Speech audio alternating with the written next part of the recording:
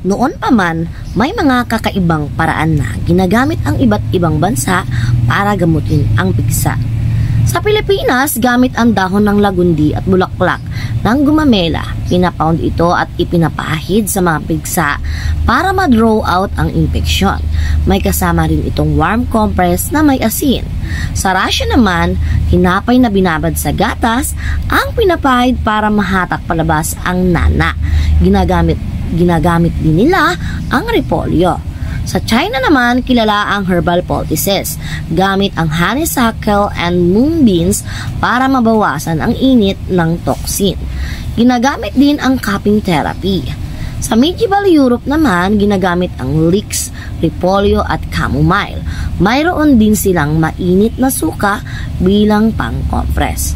Sa Africa, pinapahilan ang pigsa ng neem leaves para sa matinding antimicrobial properties nito. Sa India naman, sikat ang turmeric. Malakas ang anti-inflammatory effect at iniinom pa ito bilang turmeric milk laban sa infeksyon.